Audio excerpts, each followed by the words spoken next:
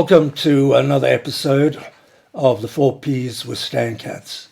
My special guest in this episode is veteran broadcaster, TV personality, investigative, I don't know what you call it, investigative demon, Derek Watts. I was talking to Tom London and we were wondering, when people hear Derek Watts is on the line, do they freak out? Stan, they do at times. Oh. Quite amusing when you go into a restaurant, they think that you're checking the food. And when you take your car for a service, Yes. they think there's a trick, there's a camera in the car. Yeah, they are wary. I think they are wary. But these days, I think they fear Devi Sankari Governor more, all 5 foot of her.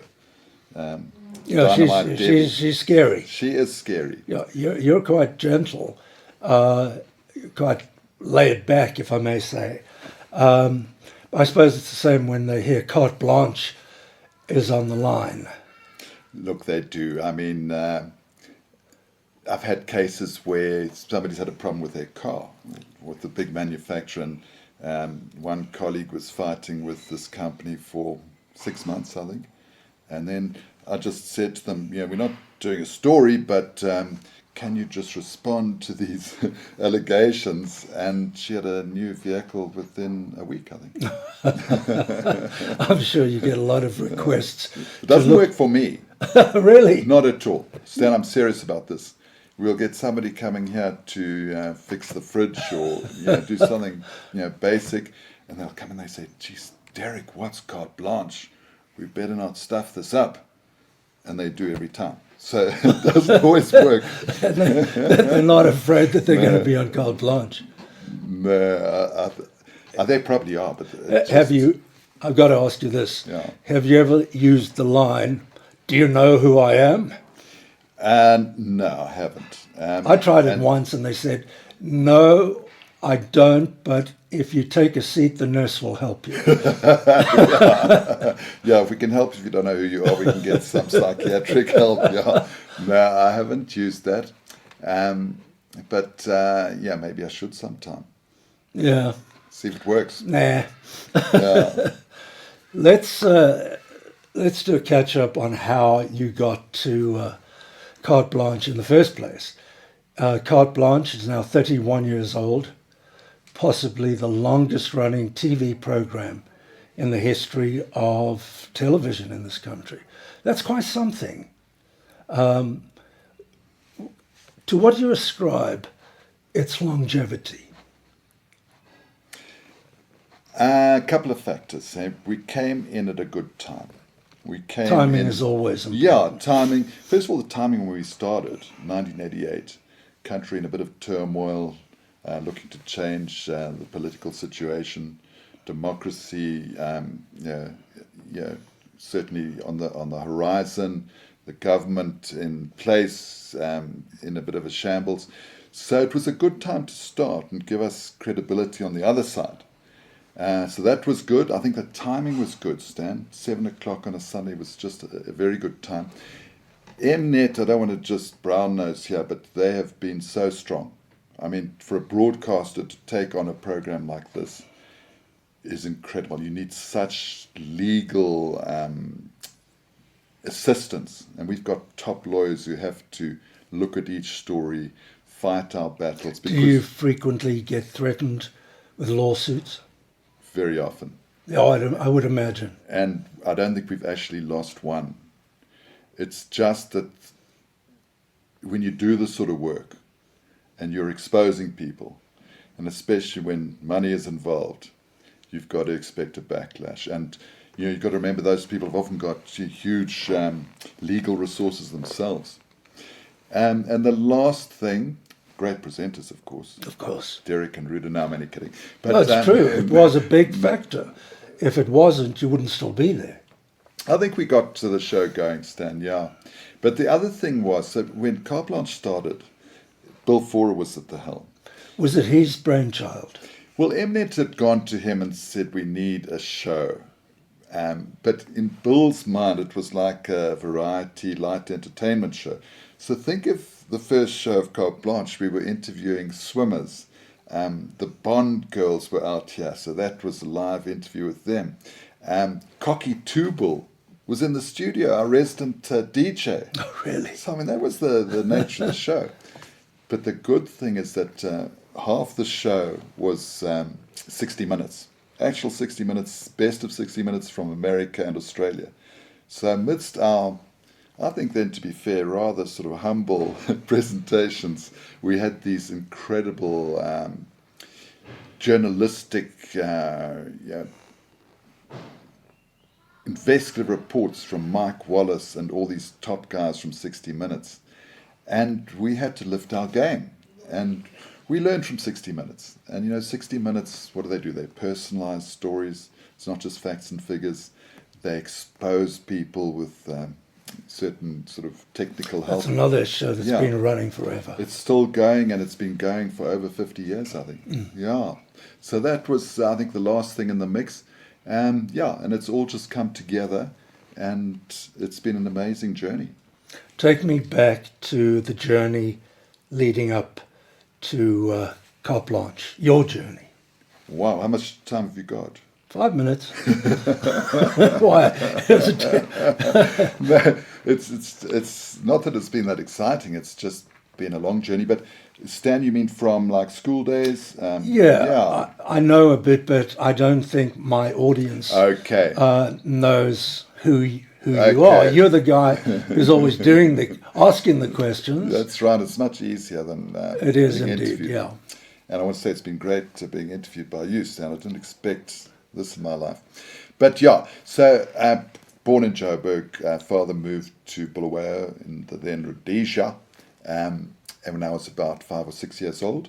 So all my schooling was there, and I was, I don't know what in those days you used to call it being a waster.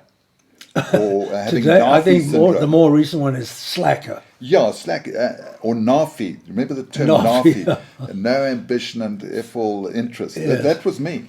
I mean, Really? And I'm not proud of it, but I wrote O level, which is just below matric, and they said no, I should do A level because suddenly I did quite well, and so I went into A level, which is meant to take 2 years to get 3 subjects.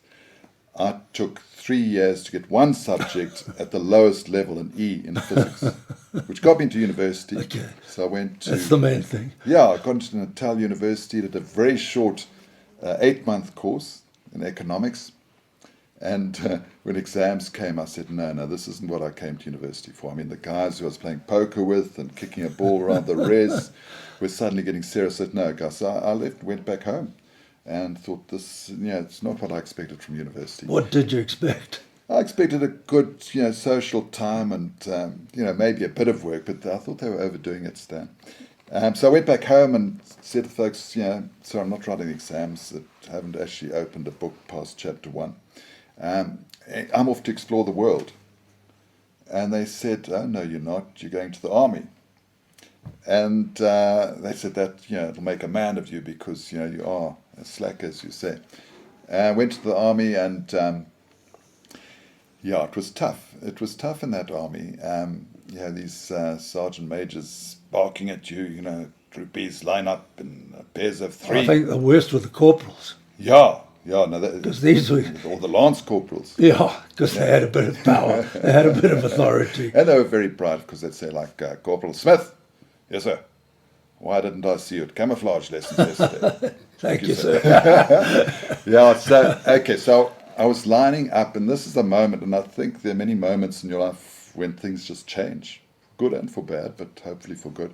So I was lining up with my mess tray. You remember them, Stan, those tin trays, little dents for where you are meant to have, the stew and the rice, and the same ones they use. The same ones they use in prison.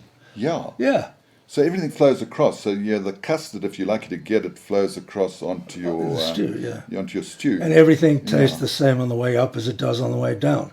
Yeah, I think it's okay.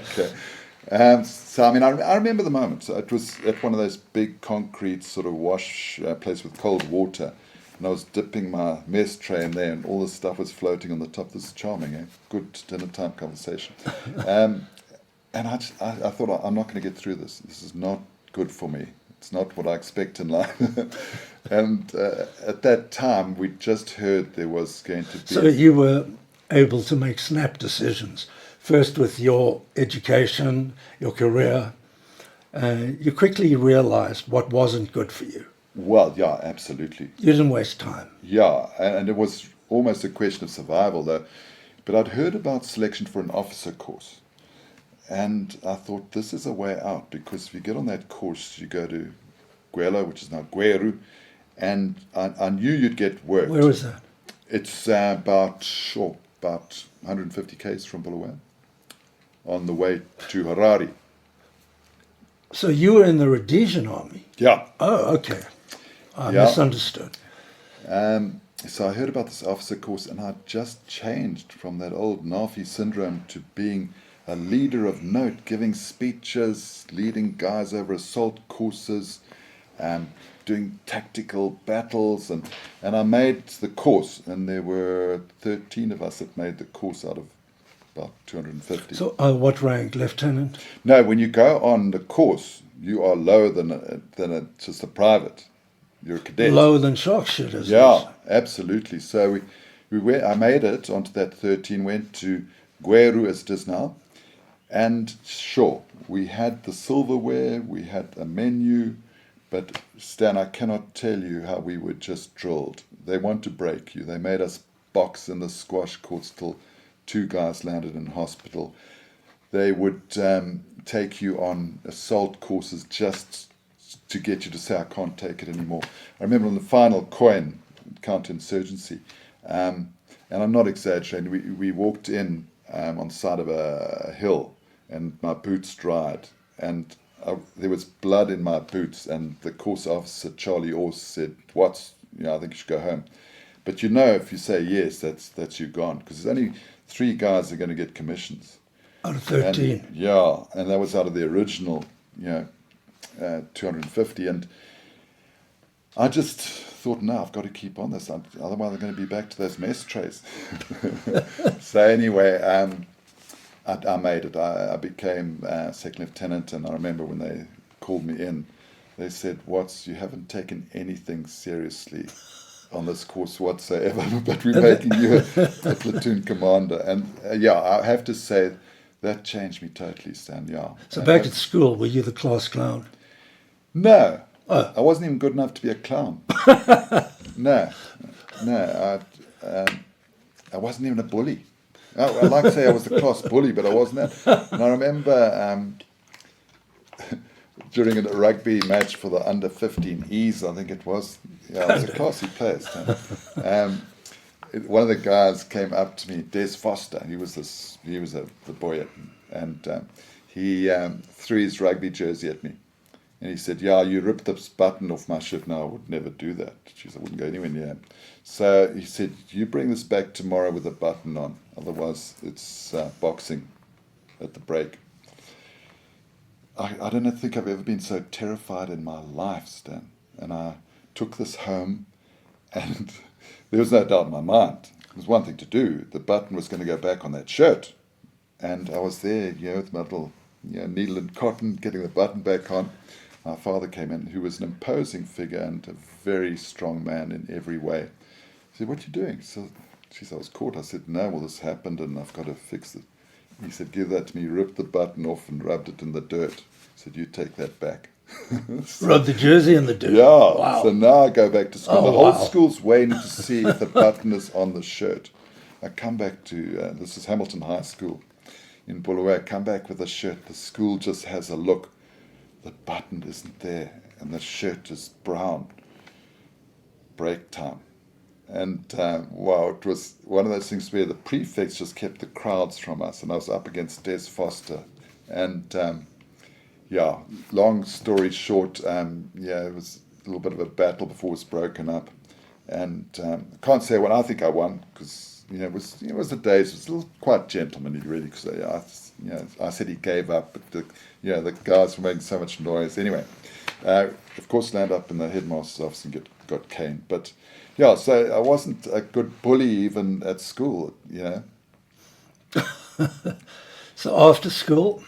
Yeah, so after school, varsity, then of course army, as I was saying, and after army, came out of there, and I suppose I was a bit swollen-headed, I have to say, because I'd gone from this, schoolboy with no ambition to now being a platoon commander, leading guys through around Kariba, looking after the Kariba wall, in my little office at the top, and going down to the tailgate, as they called it there at Kariba. You go down a lift to check the guard at like 3 in the morning, and you walk through that turbine room, and these huge turbines spinning, and you go, it was like James Bond for me in those days. You pushed a button, these huge steel doors open, and you went down what you call the tail race, and it's getting a bit sort of clammy there because of course all the spray of that huge waterfall, and then we get to check the guard, of course, down below, and they're normally sleeping anyway.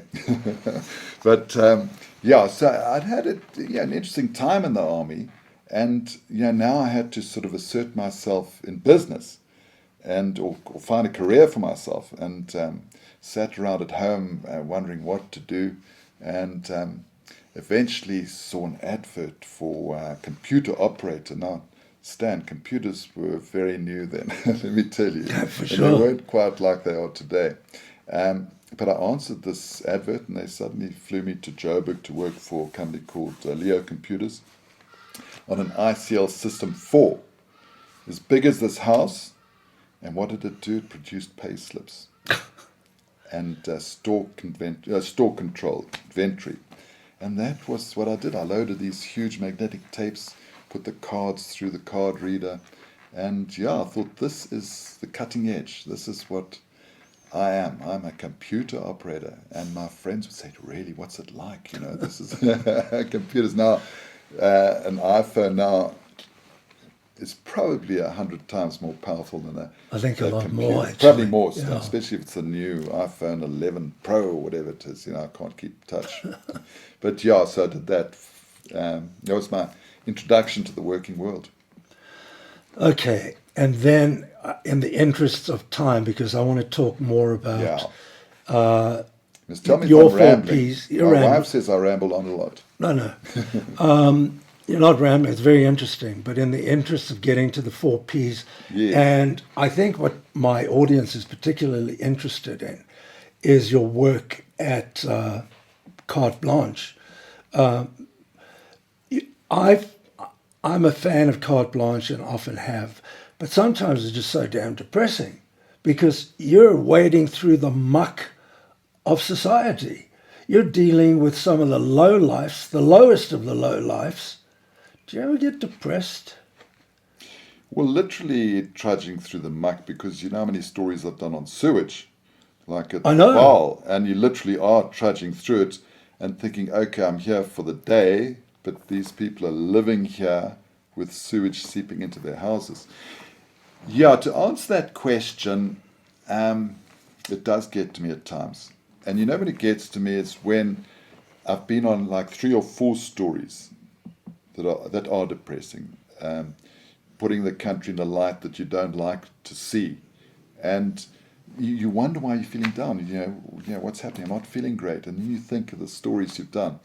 So the other side of it, Stan, is if you've done 1 or 2 stories that are traumatic, and then you get a nice uplifting story, a new scientific breakthrough, a medical breakthrough, you get so engrossed in that story that it disappears quickly. The previous week disappears because, you know yourself, Stan, journalism you get very involved. It absorbs you.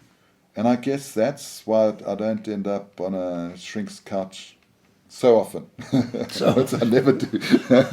Seriously, have you ever been so depressed or anxious from your work that you've had to have therapy? I would say therapy. I think through family issues that we've had, I've been to see people for help, and I think you should never be ashamed to do so.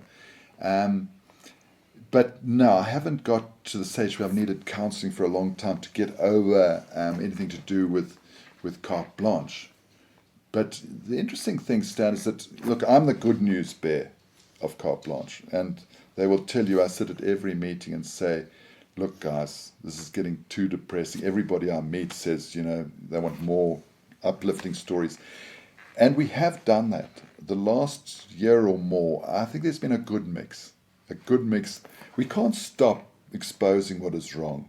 We can't stop You doing have the to, I think that is a confrontations. But vitally we need to important, balance it. a vitally important role you play is speaking truth to power. Yeah, that is exactly it. And I just think it has to be a balance at times. And I think sometimes we have to work on that balance on really good, we call it third and fourth stories, just to leave our viewers feeling a little bit happier about life. But interesting that when we have tried to make it lighter and more entertaining, if I can say, our viewers come back to us. What's happening? Why are you getting soft? Why are we watching these shows on choirs and sportsmen? Which shows you that a lot of people want that. They want to see what's going on in the world. I meet some people who say, I only watch carte blanche, I don't watch the news, and I expect to be brought up to date on a Sunday.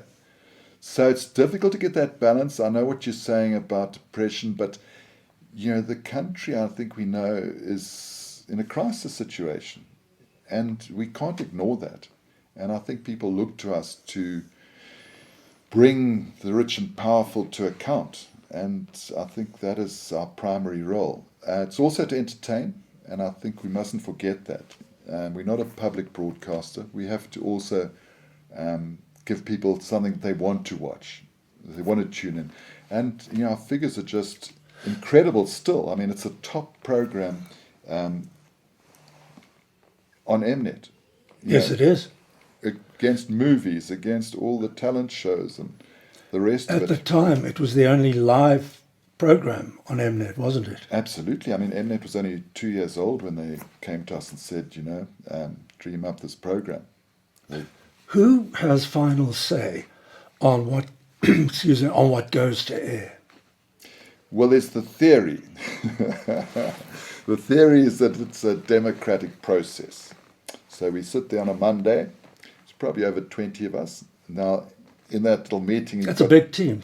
Well, it is, but you've got to remember, Stan, that the core is small. It's our executive producer, our researchers, and then the rest of us are really freelancers. So all the producers don't work at Mnet and don't work from an office. They work from home. Oh. So the year starts and there's nothing coming in for them. They've got to propose stories, get them approved, get a contract, go out and shoot and get their money.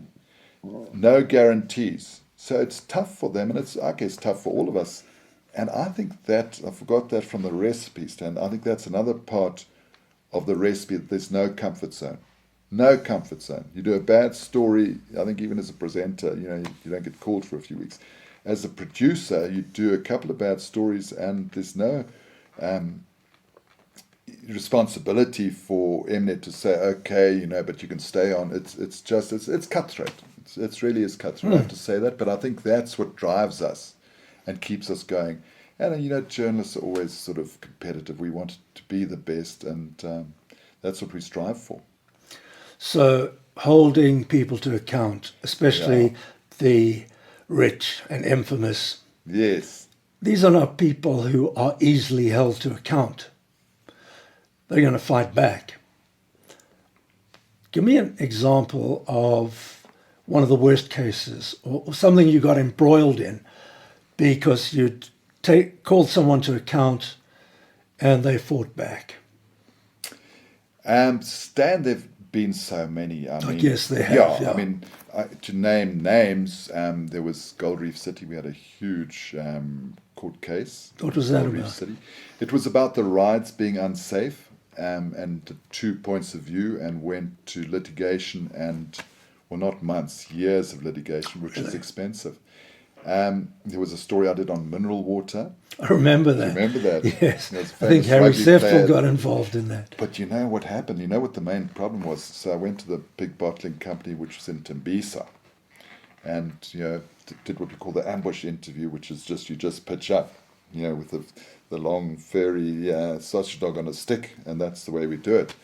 And we took samples and we had them analysed, and we found that there was a certain amount of E. coli in this water, which was beyond the limit. So there's Harry telling me how this works, and I say, but Harry, what does this mean? This 3 million parts per so and so. Harry thinks for a second. He says, Derek, what it means is there's crap in the water. I remember that. There's crap in the water. So, of course, that led to a huge court case. They sold their business eventually to another company, and they were suing for a lot of money. I'm thinking of 20 million around there. And the new company that bought it found this file and phoned George Masarakis. Oh, so they hadn't disclosed. Well, The sellers. they had. They said you must still nail carte blanche. But the guy had forgotten it, and he hauled out this file, and he saw that there was this case, and he phoned George Masarakis, executive producer at the time, and said, let's just put this in the basket, file 13. And that's what happened to that one. But we've got a great team, Stan. I mean, that Weber Wenzel team of lawyers, attorneys, they are fighting on a regular basis. And remember, they've got a two-pronged job. They have to look at our stories to see that they toe the line legally. And then if there is a comeback, there's, of course, the BCCSA, which you probably know well, Stan. I was one of the founders, actually. You're the founder. Yeah. Okay. And the BCCSA does a great job, but they are quite demanding in journalistic ethics and principles, which they should be. And so we do land up there quite often, but we haven't lost too many of those either. So it's a tough job, as you say, because when you take the rich and powerful to book, they'll fight back. That's what they do. So does Mnet insure you against defamation? That if a libel or case comes up, the insurance company decides whether to fight it or not. I know we had this at 702, that's why I ask, because I got a lot of those threats for things I'd said. Absolutely. So I think they would back us, of course, doing stories, especially because it's been through that process with the lawyers. But anything in our own capacity, especially on social media, they're not going to defend us, and I don't blame them. If we tweet something which is offensive in any way, that comes back on us. And that's why we have a lot of meetings about social media these days. And they don't restrict us, but they say, okay, if you just cross that line, it's all in your court. So, when you do cross the line, do you know you've crossed the line and you're just sticking your neck out? Difficult question, Stan. Look, I've been on stories where we've started out with what we have found to be the story through our research. And there have been stories, when I say stories, maybe 3 or 4 over 30-odd years, where I've found, no, this isn't what we set out to do. And I don't believe these are the facts. And I've said, guys, I think we have to appraise this or reappraise it. And we've dropped the story. It hasn't happened often. But you have to just bear in mind that things do change on stories radically. And I think in the end, you have to represent what you feel to be the truth. And not everybody's idea of the truth is the same. But at the same time, while you're doing that story, you've got to be convinced in everything you ask. And I think that is the secret. And in line with that, Stan, and people might not believe me, but in 31 years of any story I've done, there's never been a meeting saying we should take a line of any kind. Now, as a journalist... That's interesting. I mean, as a journalist, and it sounds like this little euphoric world I live in, but they've never said, this is what we want. This we want you to... Look, obviously, if it's a guy that is, stealing millions from pensioners, we know the line we're taking, aren't we? But in anything else, it's not, guys, okay, you sit around. No, how are we going to approach this? It's not that. You get your research, You go out and do your story with the producer. You get assigned to the producer, and that's what you do. And I can tell you, there's never been a case where we're told, this is the line you should take. It just doesn't happen, which is so refreshing. And that's what I've enjoyed. It's amazing, actually. Yeah, I mean, even in sport before, I had restrictions. In sport. You can imagine back in those days. So it's been wonderful to just go out and do stories. Look, in the end, we shoot the ratio of sometimes 20-1. So I might differ slightly with the producer on what ends up on the screen. It's natural. But not to an extent that I would have said, hey, we've got to hold that story. Except once, where I did a story on a guy's gambling formula.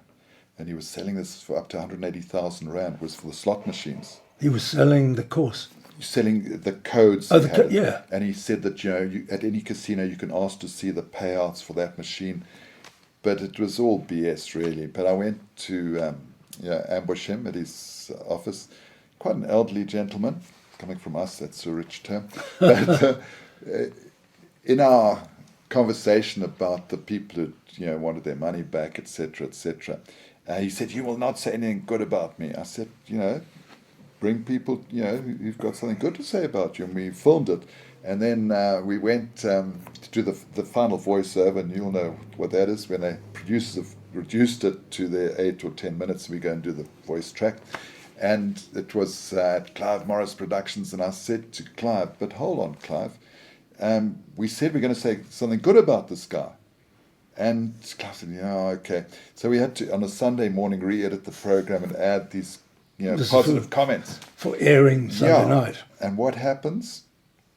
A few weeks later, the infamous Mike Bolhuis contacts Carte Blanche and says, there's a contract out on you. This guy's come to him, wants to pay him, I think it was 280 or 300,000. Sorry, for the sake of my audience, who is Mike Bolhuis? So he's a private investigator, yeah. A very well-known one with a mohawk haircut. No. Scary guy. No, he is, and he's a force in the security world. So Mike comes to us and says, this guy's come with a contract to take us out, which isn't for a nice coffee and all of you croissant. There was a list, and it was A, B, and C. So A was a good club. B was so you got a menu. Yeah, there was a menu. Yeah, man. And C, and we were C category, which is in hospital for a long time. This is Mike Bolhuis. When you go to him to take out a hit on someone, he offers you the menu. No, Mike was the good guy. Yeah. So Mike said, this is happening, and he's coming to the office, and we can put cameras in the office. And they actually stowed away a couple of policemen in the cupboards. And so this fellow comes in with his wife and son, with his menu of A, B, and C. With his wife and son? It's yeah. A family business? It was a family business, yes. That's what family business. Anyways, hands over the menu, who must be taken out, and he hands over, in those days, I have to say it was a check, so it probably would have bounced anyway. But it was, I think it was 280,000 or 380,000. And then, of course, everybody springs out of the cupboards, police, we've got this thing on camera. The whole family goes to jail for the weekend. And then it goes to court, and it's eventually thrown out of court, can you believe? I mean,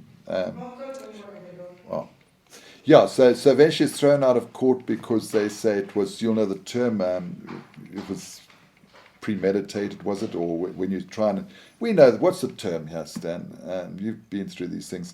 When, we were setting out to catch him, which... entrapment. Entrapment. Why didn't I think of that? Yeah. But it was called entrapment, and we lost the case. But, so sometimes, we've tried to do good, and that's what happens. Were there many, I don't want to say any, I would say were there many occasions when you pissed the government off?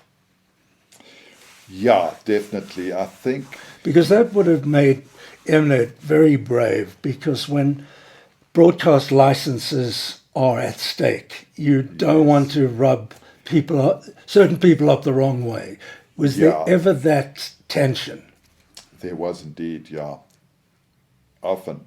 And of course, when there were big things happening around the country, big political things happening around the country, and we exposed some of them. And some of the investigations were going back to the time when we were buying warships and aeroplanes, and it looked pretty The bad. infamous arms deal. The infamous arms deal. We were riding a very high tightrope there with the arms deal. And at that stage, it's the only time really we've had people in the house looking after us. But it wasn't quite how I expected. What do you mean looking after you? Well, when these things were broadcast, we'd go to work, live broadcast, and then the Mnet said, look, these 3 security guys are going to look after you at your home. I think that's very nice. They followed me to the house, and I was saying, okay, now, this is the perimeter. Maybe you can sleep outside there on the veranda. And they said, no, it's not the way we work. We work in the house. So there they were. And the kids, of course, thought this was quite exciting, having these guys. So they're at breakfast time, not sitting with you because they're loitering around. And then you'd go to take them to school and they'd be following you, You go shopping. And I remember we went shopping at Santon and they're going pillar to pillar. And then, a bit over the top, because I do feel that if somebody is going to take you out, it's going to be more subtle. But they've always been prepared to protect us. But after a while, Stan, with 3 guys around you the whole time, you do just get sick of it. So, different ways they do protect us. But I think these days, politically, I don't think we watch Carte Blanche. Every week we're exposing, some major politician or businessman. And I just don't think they worry these days. I really don't. I think there's so much going on. Pass it off as fake news. Or else there's so much going on in that space, all these commissions of inquiry, that I don't think they're that concerned about a Carte Blanche insert anymore. I really don't. I think businessmen are more of a danger. If you cut their little pipeline to millions, that's still a danger. But I think the big thing here is that although we are investigative journalists, it's not like we're following one trail, one person, one producer for months on end. So I don't think we build up a situation where that person who is drug dealing or getting money illegally into the country, or cigarettes, or whatever it is, they don't build up that thing which, I want to sort out that journalist. Okay, because on any of these cases, there'll be different journalists working on it next time. And it's not a campaign of, like Watergate, it's not a campaign over years. It's a story we do that week, and the next week we're into something else. So I don't think it builds up to that state where somebody would really, these days, have the time or the effort to try and get a contract. When I say try, how difficult is it these days? A couple of grand and you can nail anybody. But I think we try and be fair in everything we do. And that is how I justify what I do. Do you have a guiding principle? Does the show have a guiding principle? Yeah, I think you said it yourself. Speak truth to power. And that the right to know. And right to know. And, fighting for equality. I'd say that's what it is. And although at times it is depressing, I like to think that the end result is upliftment for the people. And that's what we need in this country, in a big way. In a big way. Yeah. Which brings us to the 4 Ps of Derek Watts. This sounds like a difficult time for me. No. Your philosophy, over the years, people develop philosophies to cope, to get through, or just an understanding of life. So we're looking at your philosophy. Do you have a higher purpose? Do you think one needs a higher purpose? What is your passion? And what causes you pain? What has caused you pain? You know, for a Sagittarian to think deeply is quite a mission. Look, I'm Aries, and deep down I'm a very shallow person, so I can relate. So you can relate. Yeah. So I'm not a terribly deep thinker. I think there are people who are who want to own. There are people who want to own, and there are people who want to experience. Yes. In fact, the millennials would rather don't want to own things; they want to do things. That's what you're saying. Maybe I was an early millennial. Well, back in the day, they didn't have the descriptor. But is that So I what you're think saying? that's- You'd rather do than own. Absolutely. And I cannot understand why people want to own 20 cars and 10 houses. It's just, for me, more admin. I want to experience. And of course, that is the ethos of most journalists, isn't it? We do a job because we're passionate about it, and it's wonderful to experience. And I think of the experiences I've had over 3 decades, and it's just unbelievable. I can't buy that. So that is the first thing. I do want to experience life. And So not just life on carte blanche, but life in always. general. Do you, when you're not on a story, when you're on holiday, what is your favorite type of holiday? only one really. On a beach, hopefully where the diving's good, or snorkeling. You can't relax more than that, Stan. Hey, I love it. And I know, times are tough, so I can't get to the Seychelles and Maldives, where the best diving is. There's nothing really great. Well, Mozambique, there's all right, Zanzibar. But that's my passion, absolute passion for holidays. But we're on to passion already. It doesn't matter. Splitting it up. It's in any or particular What order. is the higher Higher purpose. higher purpose? Is not a reflection of my height. How tall are you? 6'4"? 6'6". 6'6". Yeah. Actually, I was reading a thing where scientists have shown that, and this is serious, for every half an inch you are over 5'6", you lose a year of your life. No. That's what they reckon. So I'm about 12 years in overdraft. You've also reached your allotted 3 years and 10. Yeah. But higher purpose, which is different to higher purchase, of course, but higher purpose, I think it ties in with what I do on carte blanche. I cannot, as I said earlier, understand megalomania and greed.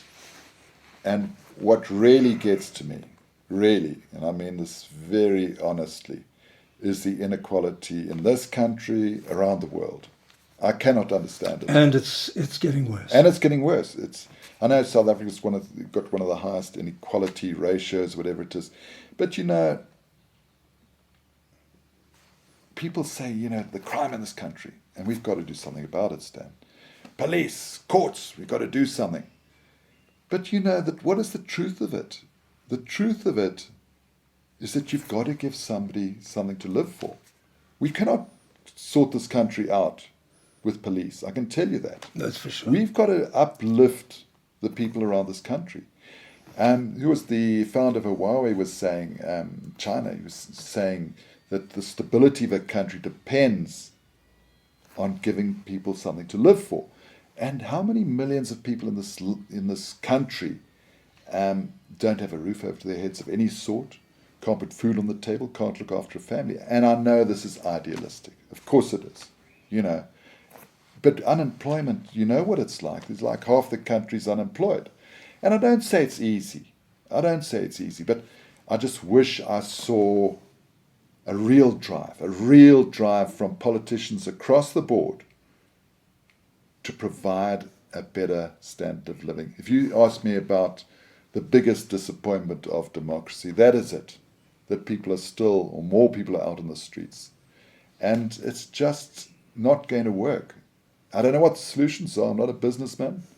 But I just want to see people addressing this, because you can live in your fancy house, you can have all your yachts and Ferraris and Maseratis, But if you're not concerned about finding some sort of equality, I can't see a future for this country. That is it. It's not going to come from any other way, I can tell you. And that is, yeah, I do feel strongly about that. And I guess I get tired of people whining about the situation and not looking at what the root cause is. You know? Yeah, there endeth the lessons then. Does that cover pain, or is there another aspect to what causes you pain? Because what you've just described is very painful, and I can tell you feel deeply about I it. do. I mean, yeah, I see people doing humble jobs, like the guards when you came through here, earning not enough to get through the month, and yet being there, being so enthusiastic about their jobs. And I just admire that. And I think, what about the guys standing on street corners? How did they get through the day? But yeah, so the pain, yeah, look, I have had times in my life, mainly family, when I'm not a terribly, as I said, in-depth person, but family is a priority. And when my daughter was 15, she was diagnosed with a brain tumor. And that, it was a very difficult time for our family. And she had a 7-hour operation and chemo and radiation. And when you're 15 and you've got hair down to your waist and you lose your hair, it just falls out in tufts. It was just tough, and going through all those processes. But I've got to say, Kirsty, my daughter, she helped me through it. I mean, she was so strong. Was she the daughter who was suffering from the tumor? Yeah. Kirsty took me through it, and through all the processes of radiation and chemotherapy. But we met wonderful people, Stan. We met other parents. We met other children at the Donny Gordon and other places. So you become part of this community. And it led us into a new era, because when Kirsty was being treated at Donny Gordon and walking around with the chemo bag, she was quite old to be there, because the rest of the kids were like, toddlers and up to, about 13, but she was 15 then. And she became like, Mother Teresa for them and sort of looking after them. And, excuse me, so she said, I'd like to help the people who come in here, because Donny Gordon's great, but they didn't have a nice TV, they didn't have the toys she wanted for the kids, especially from other places in Africa where, they'd been sent for treatment and they're in this strange country. And, Donny Gordon does great work, but she felt she could just add to it. Sorry, I'm getting a bit choked up here. Excuse me. So I was on a flight with a businessman, Gavin Varegis, I think you know. I know Gavin well, yeah. And I told him about Kirsty wanting to do things, even during her treatment. And he says, no, we must start a foundation. So Gavin is a man who does things, and we started the Kirsty Watts Foundation. And initially was to treat, cancer sufferers. And it is expanded through that to mainly, so it's run by my wife, Belinda. Oh. Okay. And we've got wonderful people supporting us. Gavin's still at the helm. And look, they in their own way, it's not Bill Gates Foundation. But nothing is. No, but I mean, we've done wonderful things. And I've got to say, Belinda and Kirsty do so much for it. So in Soweto alone, we've built classrooms, we've built hospital wards. Wow. We've put in computer labs with huge support, Stan, with huge support. And Belinda just loves this. She networks with all the people in Soweto. So Norma Corsa and her now working to change Soweto, change Africa, change the world. They are just so inspired. I don't know how they get it. You're lucky you came in now, because you couldn't get into this house with all the prizes for the golf day that she's given Really? to. And but it's her passion. She just meets like-minded people the whole time. And I'm not exaggerating, she will go around Soweto. She doesn't use Google Maps. She knows Soweto. She knows the people. She gets involved. It's not a glorified thing. She works at it, and I just love the work they do because it inspires me, Stan. It inspires me when I think of the country's not at its best. I think at least some people are doing something, and so many people are doing things like it. And Kirsty, she had a bit of help at school, from her friends who took notes while she's having treatment. She never lost any time at school through all of this. Got 6 distinctions. Wow. Went to UCT, got a business science degree. Been working for Nielsen now. She's starting a challenging new job. So she's an inspiration. My son, I've got a son, Tyrone, who again is just an amazing guy who is just, I don't know how it is. I think because I got him playing with little computers when he was young, but his knowledge of the IT world. I wish I had a kid like that. Yeah, because I don't know what. No, he's got an amazing knowledge, and he's got a wonderful aura about him. I think because different ways kids grow up these days, and I think you might have also been from that era where our fathers were, call it strict. Basically, you used to get lashed with a belt. Well, and my it wasn't parents a bad too. thing, some people say, but I don't think you developed confidence. I think, sorry, nice you can turn off your phone with your watch. Flash. So I think we grew up differently. So I think we got a different relationship with our kids. And both my children are an inspiration to me, Tyrone and Kirsty. They work hard, they play hard, and they're just people that I love spending time with. I love spending time with them. Whereas I think we loved our parents back in the day, but it wasn't in the same way. It wasn't. Maybe people argue that was a better way of bringing up kids, but who knows? We're in the new era, Stan. Derek, I'm afraid there we have to end it. Well, it's only been 2 hours. It might have felt like 2 hours. No, The interrogation. Didn't at all. But yeah, Stan, thanks so much. And It's been an absolute it's been pleasure. an honor Derek. for me. I mean, geez, It's an honor for me. I was interviewed by Stan Katz. Oh, yeah, right. No, thank you. Thank you, Derek. And that concludes this episode of the 4 Ps with Stan Katz. My very special guest, as you know, is Derek Watts, legendary TV broadcaster, investigative journalist, and all-round good guy. Be sure to be listening next week when I'll have another fascinating guest. Take care.